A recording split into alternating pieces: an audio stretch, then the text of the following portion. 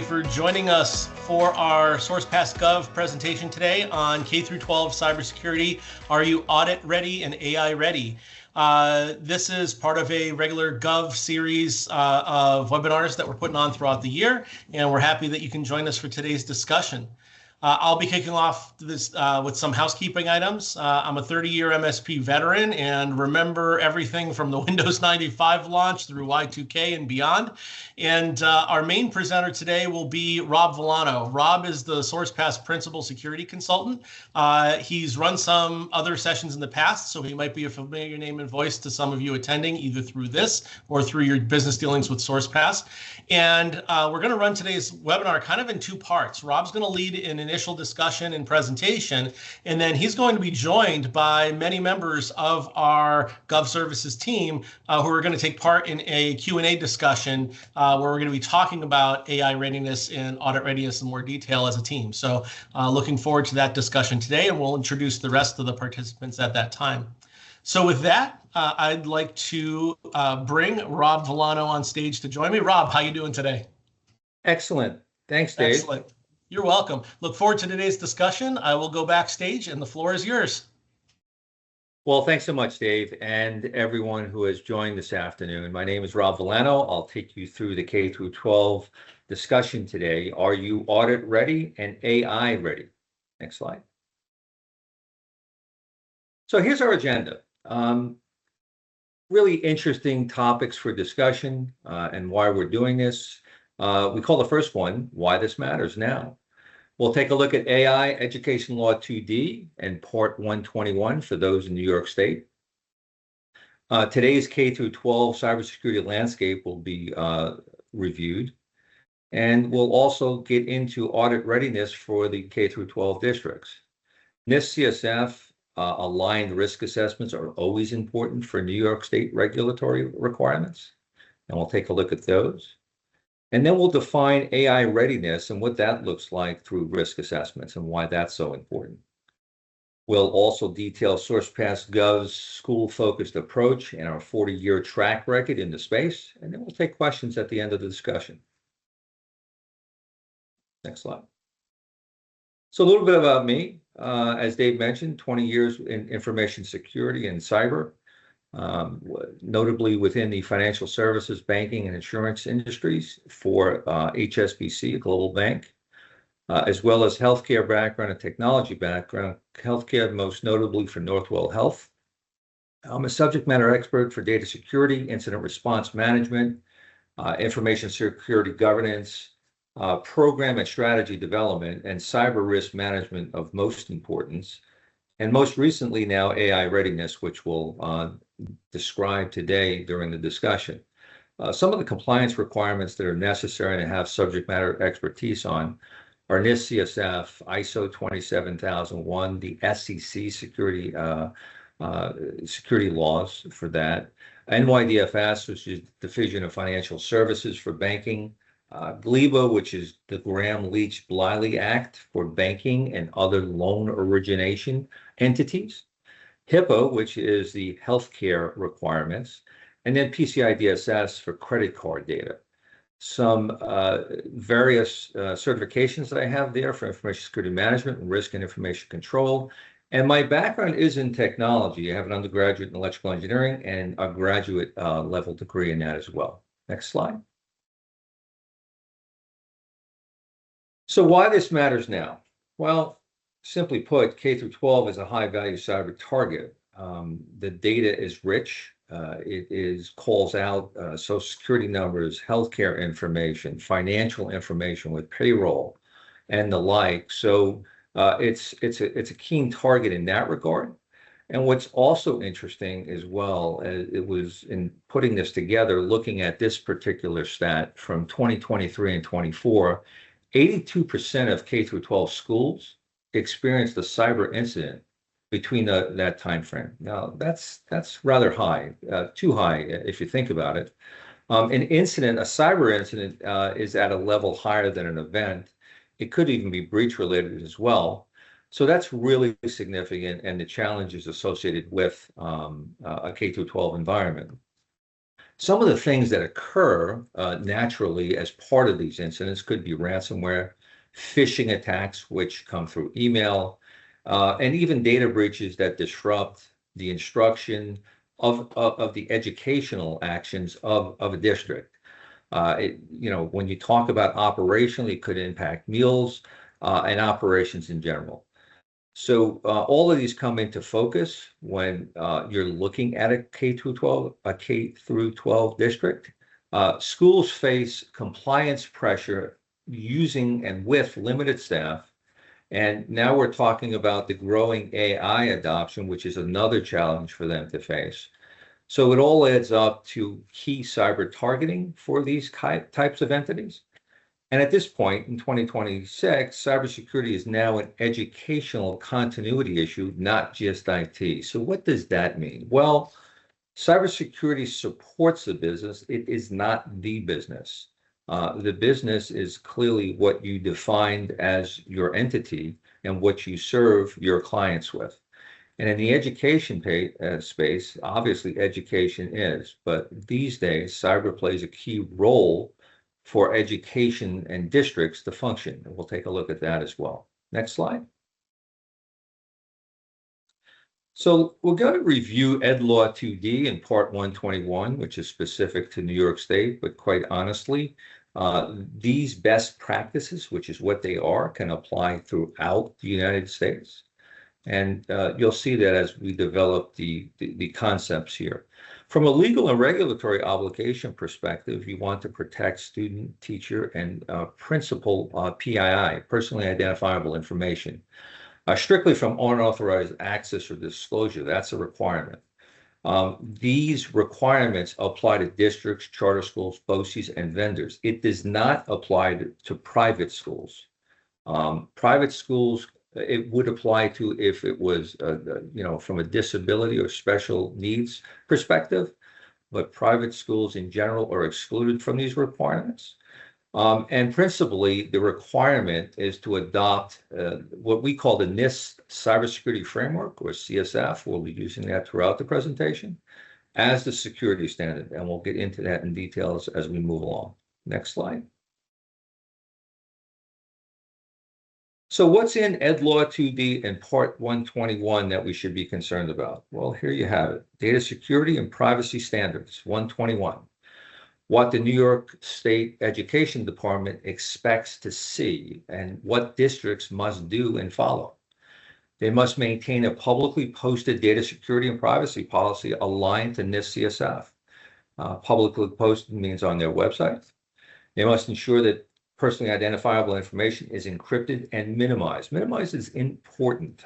We don't want to have folks having access to PII if they don't need it for their daily work function.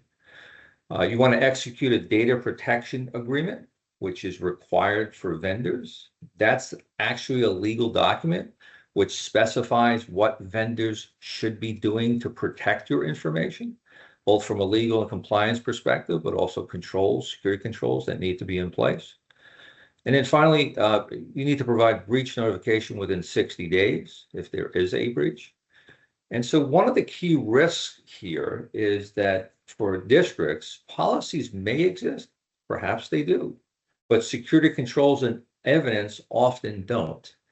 And what's really important is to understand, are your security controls in place, and do you have evidence to ensure that they're effective? And we'll take a look at that as we develop the content here. Next slide. So what happens when you add AI for Ed Law 2D and Part 121? Well, explicitly regulating how student and educators' personally identifiable information is used, disclosed, and processed, not merely where it's stored or whether it's encrypted. That's a sentence right out of the reg. And so you need to provide for that and show that. Key obligations, as we spoke about, is minimizing sensitive data, minimizing student data. It needs to have a purpose limitation is what the language calls for, which is for an educational benefit only. There can be no secondary use of that information. So in other words, districts can't market that information. They can't make it commercially viable or create products or product improvements. So none of that is necessary, nor can you do as well. There are strict third-party controls, as we talked about before, with third-party vendors. We'll look at that. That'll be really critical for AI discussions later. And then, of course, the NIST CSF framework, which looks at identification, detection, protection, response, and recovery with an overall governance overlay, is required for any assessment to these regulations. AI systems by design violate these principles unless it's tightly governed. As we recall, and we'll look at this, AI systems are just another IT system, and they'll act on whatever data you supply it. So we'll look at why that's critical and how to protect against it as we develop the content. Next slide. So here's the reality of adding AI. So Part 121 gives NICEAD authority to do the following. They can validate technologies and systems that are processing your PII. They require risk assessments, and again, you need to enforce NIST CSF alignment. AI systems qualify as decision support systems. They're inference-based, and we'll take a look at what that means. They're also obviously data processing systems. The data you supply it is the data it will act upon. They're behavioral and profiling nature. And so again, the more data you give it, the more it understands behavior, the more it will profile a set of circumstances or inputs, and it will act upon those as well. This all adds up to the following. An unassessed AI system is generally just an unassessed system, which means that an unassessed system is an audit failure risk. And so it's very clear now that one needs to, and districts need to, assess the AI risk within their overall environments. That's now implicitly required to satisfy Part 121. Next slide. So understanding today's K-12 cybersecurity landscape, we're all by now familiar with global events surrounding conflicts, militarily and otherwise, around the globe. And federal agency staff cuttings plays a role in this as well within our own government. But most recently, you'll take a look at Iranian cyber actors targeting vulnerable U.S. networks and entities of interest. That data comes from CISA and other agencies, the FBI. There's been an Iran ransom attack in August 2024 specifically. Again, the reference would be the FBI and CISA. These are all challenges that need to be faced now by K-12 districts as well. And so EdLaw 2D audits are no longer just about data security paperwork, if you will. They now implicitly test whether a district understands, governs, and controls AI systems that touch student data and even staff data. Because modern AI systems fundamentally change how data is collected, processed, and retained, reused, these are exactly the behaviors that EdLaw 2D and Part 121 regulate. If a district is not AI ready, it is not EdLaw 2D audit ready. That's an important point. AI systems must be assessed, and it's a requirement under New York State law. Next slide. So what is audit readiness for K-12 districts? What does that look like? Well, first and foremost, you need to support the reg, obviously, but you also need to consider what auditors look for and how to be prepared. It all comes down to building and maintaining audit-ready documentation. New York has introduced legislation to create AI governance and guidance within NICEAD itself. It comes down to AI oversight will be normalized, meaning it will be expected for all districts, and it already has been. 2D enforcement will increasingly examine AI with AI-skilled auditors. We didn't know will no longer be defensible. And so that's a key point. And so it's time to take a look at what AI systems within your district mean and how to assess risk associated with them. Next slide. So we've talked a lot about NIST CSF, the cybersecurity framework already, and how specifically NICET, or New York State Education Department, requires alignment with it. And we'll take a look at those risk assessments. At SourcePass, we've done quite many of them using NIST CSF. It works well because it's a technology agnostic framework. It can be used in virtually all industries, not only the K-12 space. And it provides a practical risk-based approach for K-12 cybersecurity. More importantly, it provides a common language for auditors. They can speak, if you will, apples to apples when they go from one district to another and understand the security control gaps that are found when doing these types of assessments.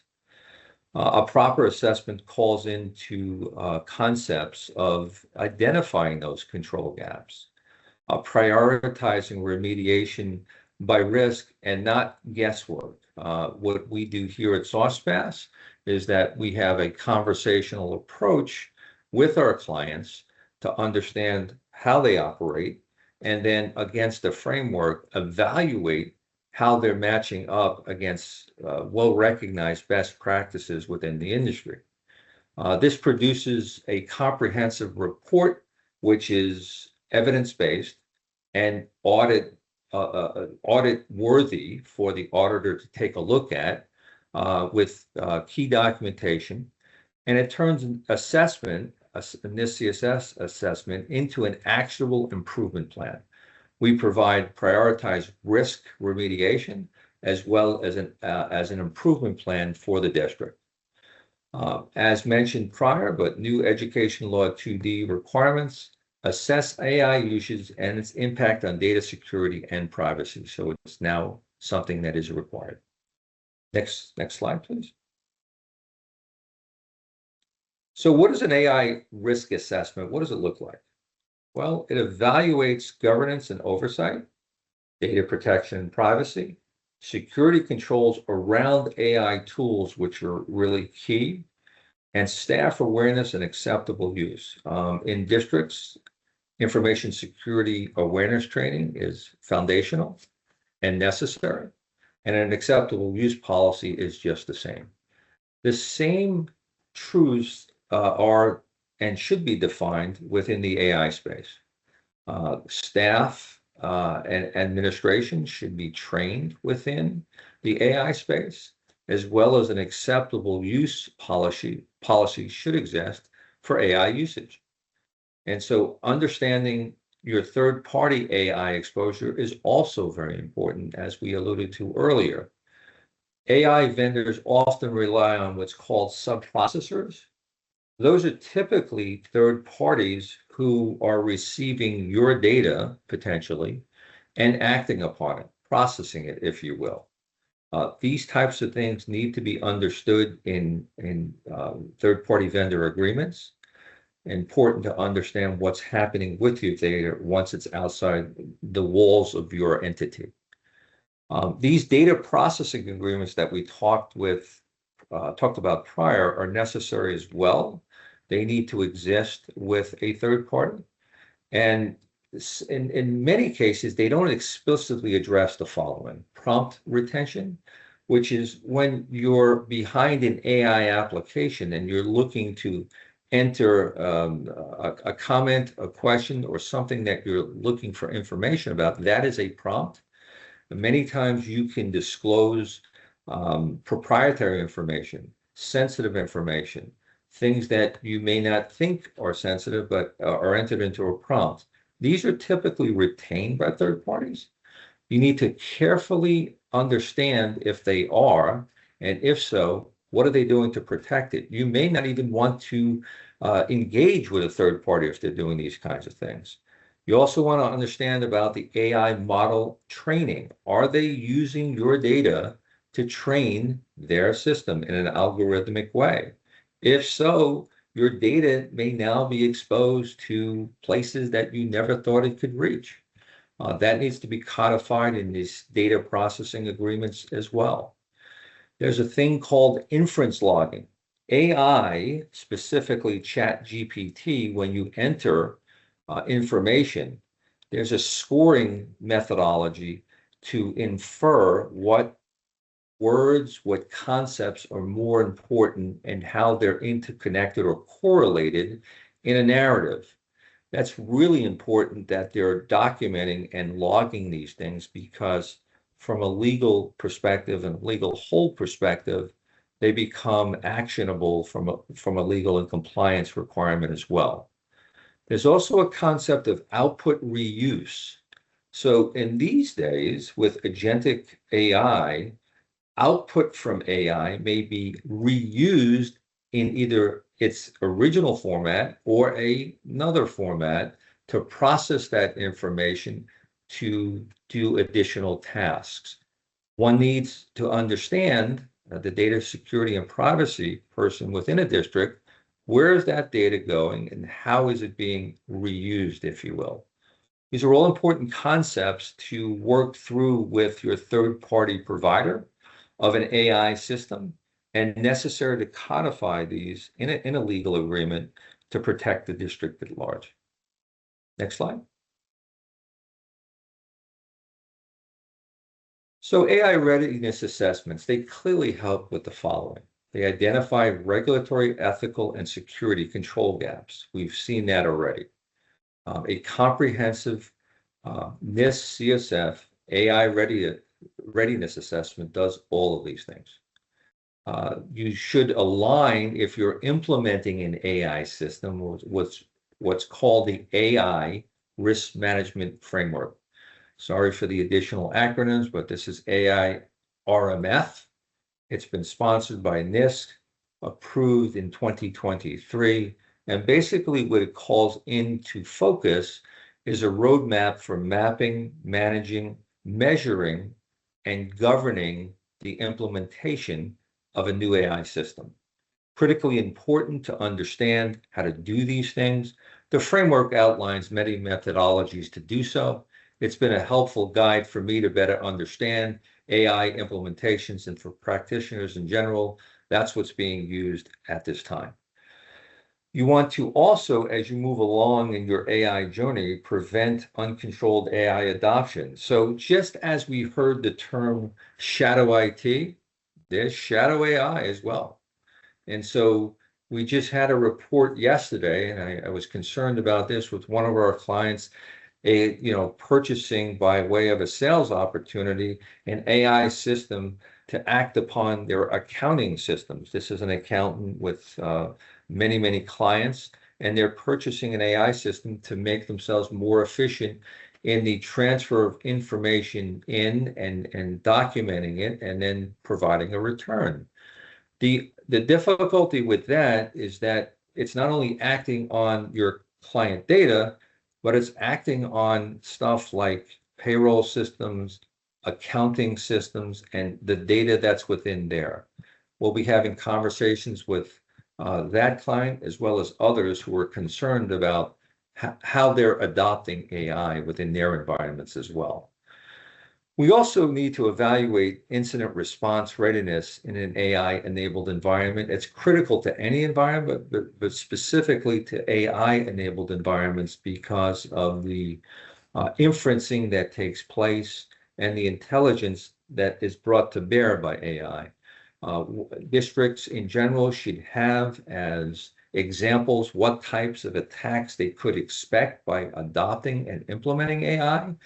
And more importantly than that, how they'll respond to them and who is doing what within that response methodology. Next slide. So here at SourcePass, we have extensive experience with the K-12 environments, specifically schools of all types and entities. And so over 40 years of expertise. Our cybersecurity advisory services are specifically designed for K-12, what I call realities, some may call challenges, and that may be limited budgets, limited staff, and an overall challenge of reacting and adopting to new technologies. We understand it. We put together clear remediation roadmaps, not just a large report with a whole bunch of words in it and subtitles, but things that the district can come to rely on and follow and bring value to what they're trying to achieve within their overall IT environment.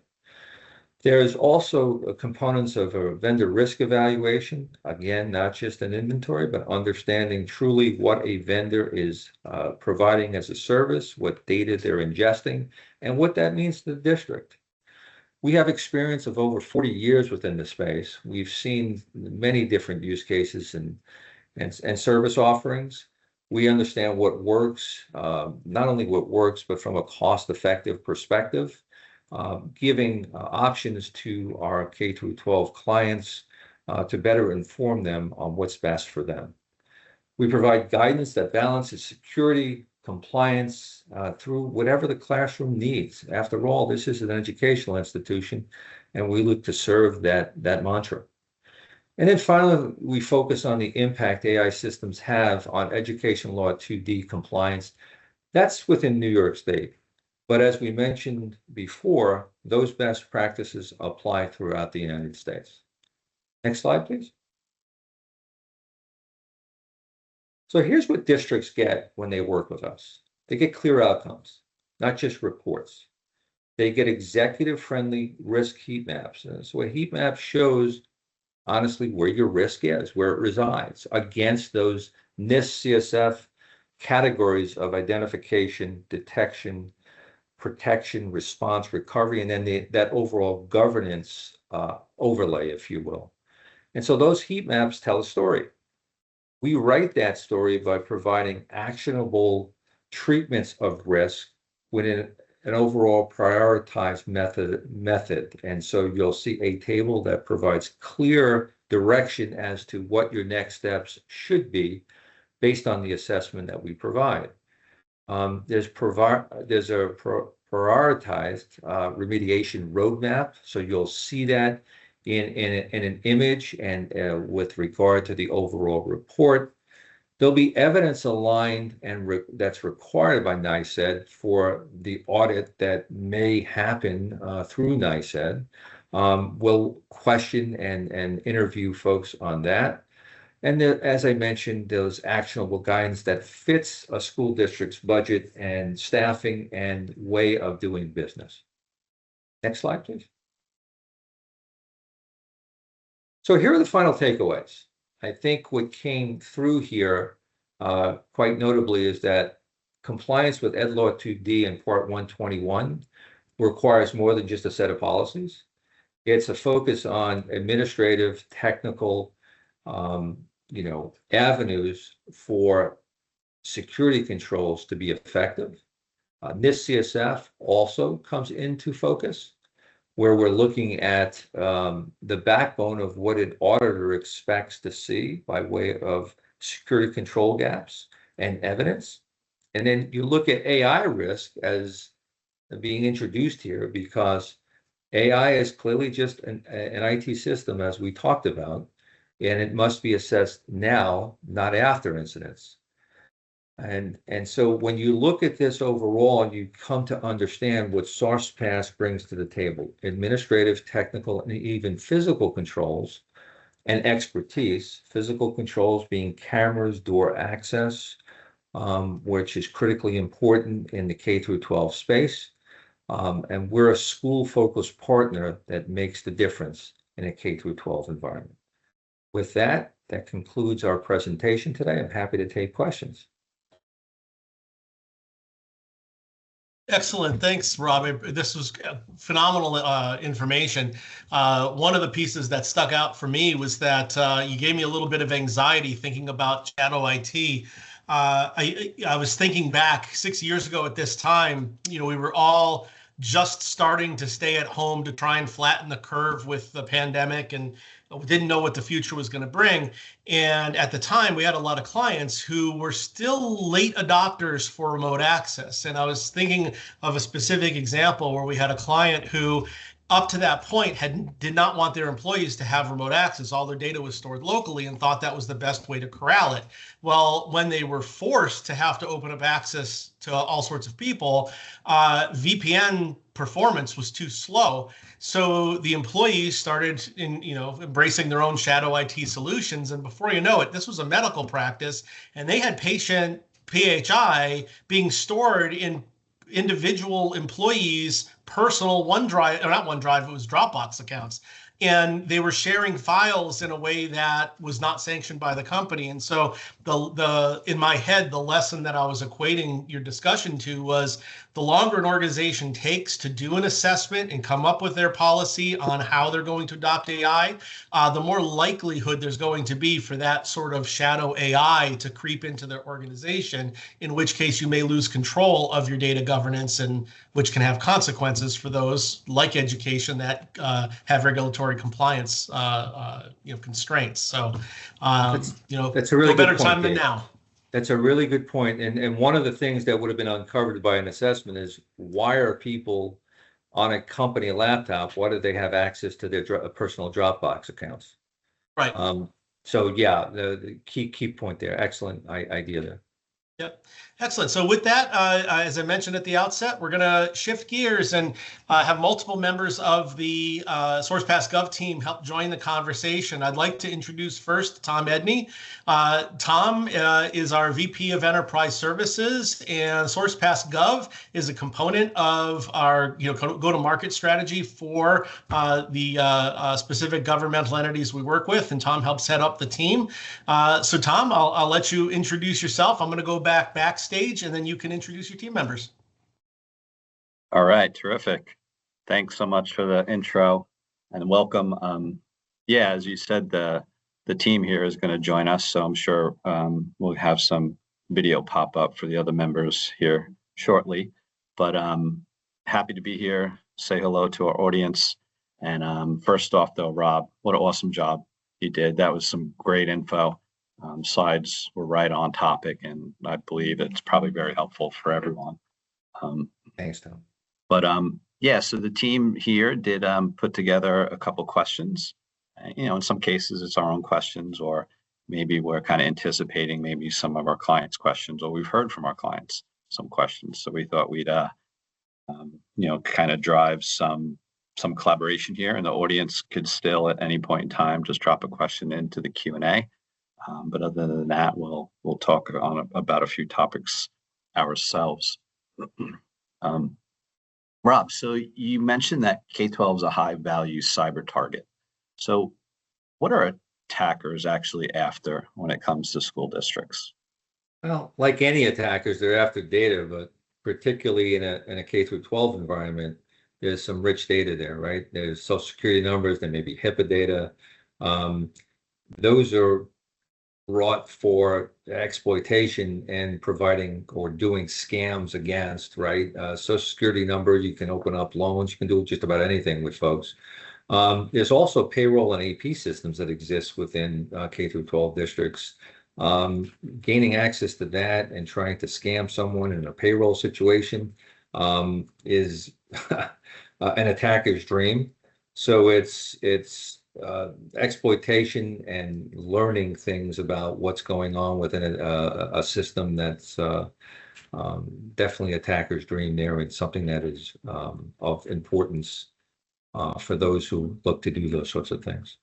Right, that makes sense.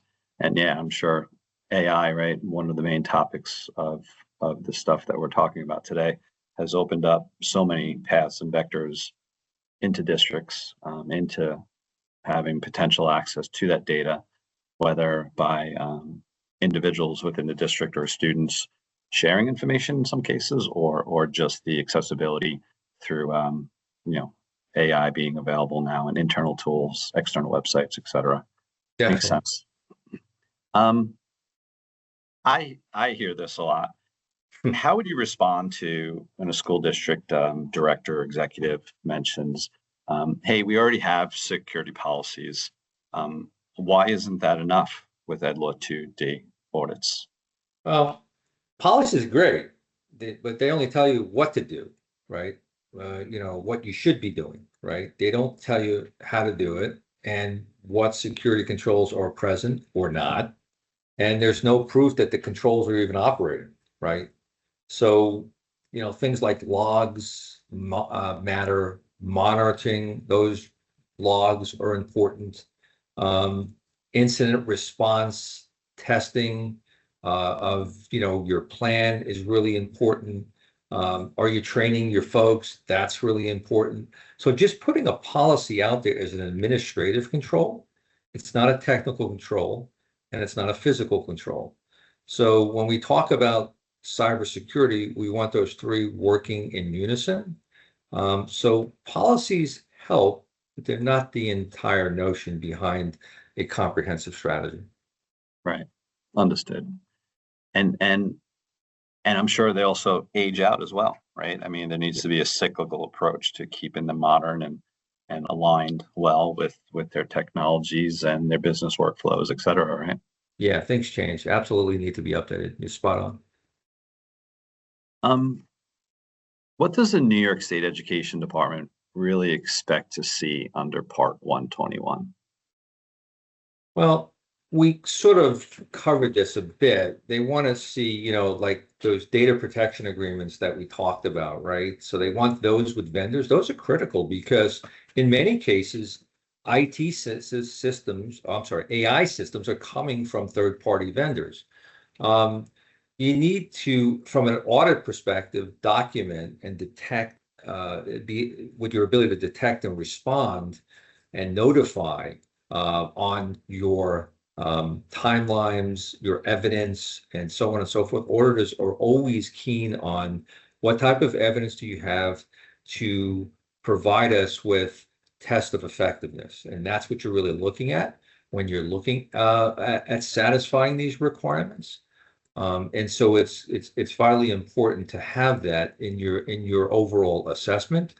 And most importantly, many of these things, like your policies, like a data security and privacy policy, like we've seen, needs to be posted publicly on your website so it's transparent to your district. Understood. Covers a lot, quite a bit.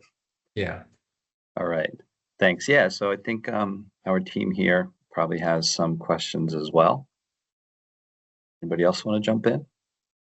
I know Alan is front and center with a lot of our district's clients, so I'm sure he hears some things too.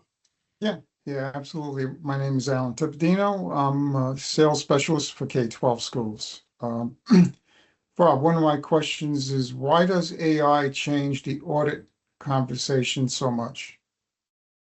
Well, it does because of the sophistication of AI in general, right? It's not just an AI system. An IT system. It's something that provides intelligence and acts on any data you provide it. Previously you'd have an isolated IT system and it wouldn't make inference, it wouldn't correlate information, and those types of things. AI systems, as we mentioned during the conversation, retain prompts, have secondary processing capability if it's a third-party system. And so those things come into focus. It's more sophisticated than a traditional IT system, if you will. Makes sense. I know you said also private schools, there's no requirements, but why for K-12 are AI risk assessments actually required or just recommended? So the simple answer, we're getting this a lot, Alan. That's a really good question. We're getting that a lot, right? The simple notion is that New York State says that they have purview over assessing IT systems. Well, that implicit notion means that they also have purview over an AI system as well, because it's another IT system. And because of that, they have the ability to audit those. And so that's a critical distinction, and there's more and more language being put into Part 121 with regard to AI. And this will evolve even further over time, but now's the time to have, from a best practice perspective and also an audit readiness perspective, to have those things worked out so that you're prepped and ready to go if you were under audit. Makes sense. Does this apply even if the staff are just using AI for productivity? Yeah, it absolutely does. So if you're using Copilot and you're looking to create an outline, create a presentation, it's still AI. There's an algorithm working behind it. You're subject to the data that you supply it from a user perspective. So all of those things still matter. And yes, it does.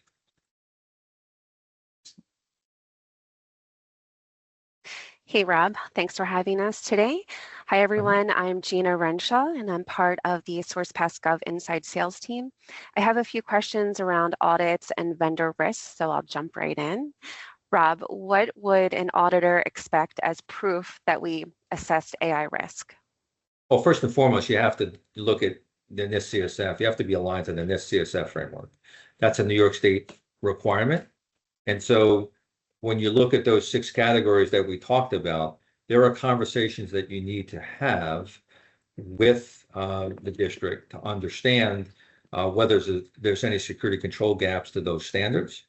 You need to document them. You need to understand the evidence surrounding those administrative, technical, and physical controls. And again, I say physical because for school districts, that's really important. Door access is real. Cameras are real. All of those physical kinds of things come into question and concern because they add up to your overall cybersecurity and security at large posture. So you want to take a look at also, you need to produce policies, how they apply to your district, how they're being used. Are they relevant? Are they updated, as Tom mentioned earlier? And then, of course, with third-party providers, you need to have codified, which just means something in writing as a legal document, what your expectations are for protecting information, your student, your administrative data, that a third party must adhere to. So those are some of the things that you need to have in place. Okay, great. That's some really helpful context. Rob, what are the biggest AI-related vendor risks for districts? Yeah, I think, you know, we that one slide that we talked about, and as I recall, it was, you know, output reuse now is coming into focus because of agents and agentic AI. What do they do? Well, once you get your output, right? We've all done it, right? With Copilot, you've got this long string of information. Well, now that can be tethered to another system. How is that being treated? How are what I would call hidden sub-processors, because you may not know about them, how are they being accounted for? What's happening on the prompt retention side, right? How are they addressing that? How are they safeguarding that information? All of these things come into focus when you're talking about AI. And of course, the biggest one, the model, right? The algorithm is the thing. So what are they doing with the model, right? Are they taking that data and are they sending it somewhere else to train another subsystem or subprocessor? Need to scope all of this stuff out because where your data moves defines whether it's secure or not. And that needs to be codified in an agreement, especially with a third party, but especially understood if it's local. Excellent breakdown. And lastly, what usually causes districts to fail or struggle in audits? I think in general, what gets most people to fail in audit is you come up with methodologies or a project plan to remediate findings, and you say you want to do X, Y, and Z, and you toss the remediation plan over in the corner, and it waits for 6 months or a year, and then you don't do anything on it, and you have a repeat finding. That's probably first and foremost. I've been on that side of the equation, and I can tell you auditors do not like repeat offenses. If you say you're going to do something, do it and solve it, and then report back on it. They understand that risk exists. They just would like a plan to remediate it. Or accept it or transfer it to a cybersecurity insurance policy. Treat the risk. That's what they're looking for. Great. Appreciate that explanation. Thank you so much. You bet. Hey, Rob, I'm going to jump in. So everyone, my name is George Shanity. I'm a solutions architect, and I support SourcePass Enterprise as well as SourcePass Gov clients. I've had over 20 years of enterprise data center experience. And just to get the ball rolling here, Rob, I just want to go back to the NIST conversation for a second, right? So can you clarify for me just how strict is the requirements to use NIST cybersecurity framework? Yeah, that's a great question, George, because I know what you're thinking. There's so many different frameworks out there that they can pick, right? And we even alluded to AI RMF, which is really on the implementation side.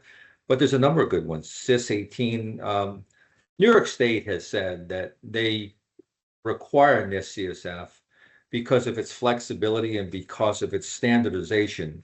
And I had mentioned it's technology agnostic and works against many different industries. That's first and foremost why they're really strict as a requirement to use that framework. And so it really covers strategy, it covers technology, it covers incident response, it covers everything one would want in an overall methodology for a cybersecurity posture and overall information security posture. So that's why it's so popular and required in New York State. And I would dare to say folks should use it around the country and could use it around the country to be effective. Thanks. Great. Along those same lines, right? So what makes a NIST CSF risk assessment, audit ready?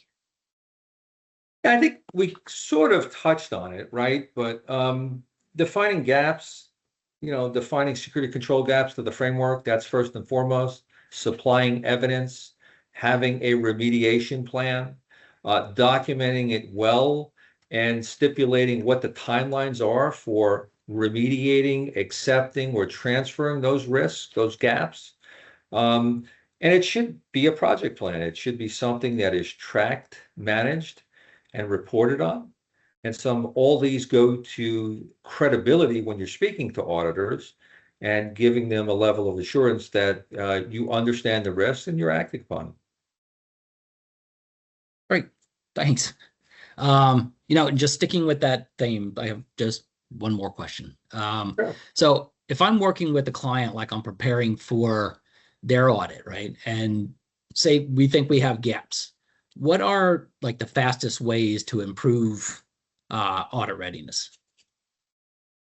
Yeah, I think that, that's an interesting question. I think the fastest way might be to show some quick wins with regard to, and this is what we've seen, right? And I go back to third party, where there's, and they want to look at this for obvious reasons as well. Have you truly understood what it is you're using as a SaaS platform, as an AI platform, and what data they have of yours that they're acting upon? And do you have, because they're going to ask for them, do you have an agreement that speaks to all of those things? Do you have a plan within, and we see, you and I have seen this a great deal as well, security incident response plans that don't speak to specific incidents. And in particular with AI, that comes into more focus because they're different than typical incidents, right? And so you need to have those updated as well. I think just in general, looking at your overall response plan is critically important, especially in the AI environment. I hope that answered your question. Yeah, that was great. Thanks. I appreciate that. Hi, Rob. Good afternoon, everyone. How are you? My name is Christina Mexdorf, Sales Operations Manager for the SourcePass Gov team. First, I'd like to thank you, Rob. That was a great presentation. Thanks, and I want to start off with my first question is, if our clients can only start with one engagement, what should it be? Well, I think it should be an AI readiness assessment. I think that should have come over clear, loud and clear with the presentation. These days, there's probably not too many folks that are not using AI. The question comes into focus as to have they appropriately planned for AI. And so this is what I believe would help most, especially for K-12 districts. Absolutely. That was helpful. Thank you. My Yeah. next question is, how often should districts redo risk assessments? Well, at a minimum, annually. I mean, things change. Right. George and I and Alan and Tom, we're all familiar with how infrastructures change over time. We call it drift. You introduce new software, you introduce new hardware. Configurations can then be subject to change, so it's always important to uncover those, and an assessment does that. Thank you. And my last question is, how is SourcePass Gov different from other cybersecurity firms? Well, we have, and as we're seeing it right here, all of us have our own experiences and a great deal of it within the K through 12 space and in Gov and public entities at large. And so we bring that huge level of expertise to bear. And we probably have not seen too many things, right? We've probably seen almost all of it over the years, right? And so that level of expertise that we have to bear is our subject matter expertise and our intelligence that we can bring and leverage for our clients. And that should speak volumes over other cybersecurity firms where they may not have been in that space as long. And we understand, as I mentioned in the intro as well as in the presentation, that we have school-specific information. We understand the realities of K through 12 districts with budgets and limited staff, so on and so forth. So I would say that would be it. Great, thank you. That was all I had. Oh, thanks, Christina. Thanks so much. You bet.